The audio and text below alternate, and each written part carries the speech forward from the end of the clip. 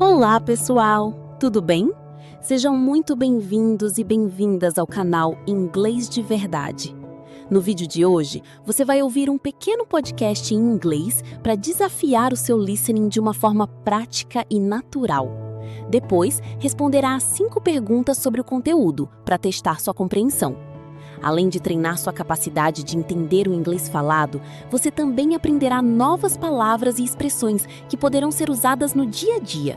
Se desejar, pode ativar a legenda em inglês disponível no vídeo para acompanhar ainda melhor. Agora é hora de testar seus conhecimentos. Vamos começar! Have you ever wondered how doctors went from barely understanding mental health to, using advanced science to help people feel better? It is a wild journey, honestly. Yeah. So, welcome to this deep dive. Today, we are exploring the amazing story of modern psychiatry. We are going to look at the brilliant pioneers who first mapped the mind and, the futuristic technology changing how we treat mental health today. Right, because we went from basically just guessing to actively changing how we treat the brain. Exactly. And to understand this history, let's think of it like navigation. We started with just a basic compass, right? But now we have a high-tech GPS for the brain. I really like that analogy because before doctors had advanced brain scanners, they were basically just looking at the compass. They had to rely on very careful observation to understand what was happening in the mind. Wow, so just watching people. Yeah, exactly. Yeah. Emil Kraepelin is a huge name here. He was the first to carefully watch patients over long periods of time. Oh. And by doing that, he created a system to classify mental illnesses. He actually separated schizophrenia from bipolar disorder. That makes a lot of sense. So Kraepelin gave us the labels, basically. Right. But, labels alone don't cure a patient. Moving from diagnosis to treatment meant looking at a person's thoughts. And that is where Aaron T. Beck comes in. Oh, yeah, the creator of cognitive behavioral therapy, or CBT. Exactly. He figured out something amazing. He realized that automatic negative thoughts actually cause bad emotions. Wait, really? So the thoughts come first? Yeah, it completely flipped how people thought about it. CBT basically teaches people to replace those negative thoughts with realistic ones. That is incredibly practical. I mean, it gives you control. It does. And speaking of practically surviving your own mind, we have to mention Viktor Frankl. Oh, absolutely. His story is incredible. Right. He was a Holocaust survivor, and his extreme experiences led him to create logotherapy. He basically learned that finding a personal purpose in life... Like a personal goal. Yeah, finding your why. He found that this purpose helps humans survive, really terrible suffering. It is so powerful. Finding a purpose acts like a shield. So if Kraepelin was the map maker drawing the borders of the mind, are Beck and Frankl the guides teaching us how to survive the terrain? I love that. Yeah. Yes, they gave patients the tools to actually navigate it. But talking and finding purpose are crucial, sure. But scientists recently realized they also needed to look at the physical wiring of the brain, right? Right, the actual biology. Yeah. Experts like Thomas Insel really pushed the field here. He said, we have to study biology and brain circuits to find physical signs of mental illness. Oh, so kind of like finding where the GPS is broken. Exactly. So today, doctors use modern tools to fix it.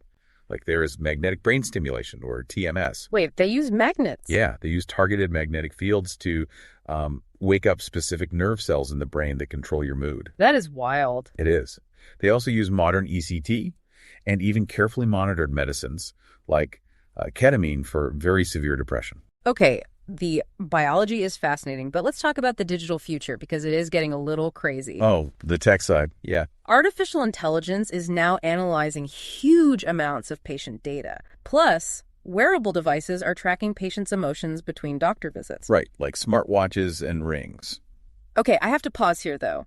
Wait, AI and wearable devices are tracking our feelings. They are, yeah. Isn't there a big privacy risk if our smartwatches know all our emotional secrets? I mean, that sounds kind of scary. Oh, I totally agree. It is a very valid fear.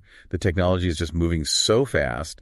And, data protection is a growing ethical concern that experts are really worried about. It sounds like a massive balancing act, but looking at the big picture, modern psychiatry is blending deep human empathy, like Frankl's search for purpose. Right, keeping that human connection. Yeah, blending that empathy with cutting-edge technology to create highly personalized treatments for you. It is definitely a whole new era for mental health. It really is. But I want to leave you with a final fascinating question to think about. Oh, I am ready. What is it? As wearable technology and AI keep getting smarter, Will there soon be a day when your smartphone knows you are facing a mental health crisis before you even realize it yourself?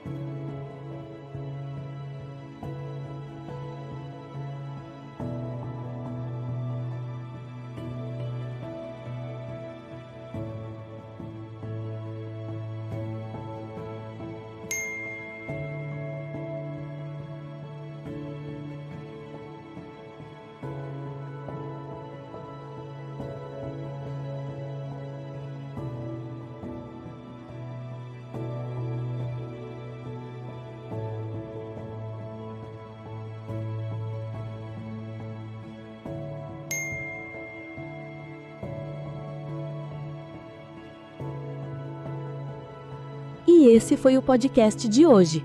Espero que ele tenha ajudado você a praticar seu listening e aprender ainda mais inglês de forma natural. Se gostou do conteúdo, deixe seu gostei, inscreva-se no canal Inglês de Verdade e ative o sino para não perder os próximos vídeos. Continue praticando um pouco todos os dias, porque é a consistência que leva à fluência. Muito obrigado por assistir e até o próximo vídeo. E se você assistiu até aqui e quer aprender inglês sem gastar um centavo durante todo o processo de aprendizagem, com acesso a ferramentas, atalhos e mentoria que vai fazer com que você absorva o inglês de forma rápida e natural, eu te convido a conhecer o método dos 9 passos para a fluência, onde você vai conhecer a forma correta de aprender o inglês. Good. Now we can go in the water. Com acesso a ferramentas que irão te auxiliar nesse aprendizado. E o melhor, todas encontradas de forma gratuita. E entre essas ferramentas, uma você usará para manter contato com nativos do inglês para que sua prática de conversação seja mais eficaz. Porque nada melhor do que absorver o inglês diretamente da fonte. E quando eu digo que essas ferramentas são gratuitas, eu não quero dizer que apenas o primeiro mês será grátis, como degustação, e que se você quiser continuar usando, você terá que pagar. Todas as ferramentas que serão apresentadas a você nesse método são gratuitas para o resto da vida, até quando você quiser usar. Esse método é perfeito para você que não tem ideia de como e por onde começar, e para você que já tem um conhecimento em inglês, mas ainda não conquistou a fluência. Nele você será apresentado a atalhos que vão acelerar seu aprendizado, que estudantes que estão começando não fazem ideia que existem. 99% das pessoas que colocarem esse método em prática, seguindo passo a passo, conseguirão realizar seu sonho de se tornar fluente em inglês. Então, se você acha que finalmente chegou a hora de realizar seu sonho e dominar de vez o inglês, clique no primeiro link da descrição, que eu tenho certeza que você não vai se arrepender.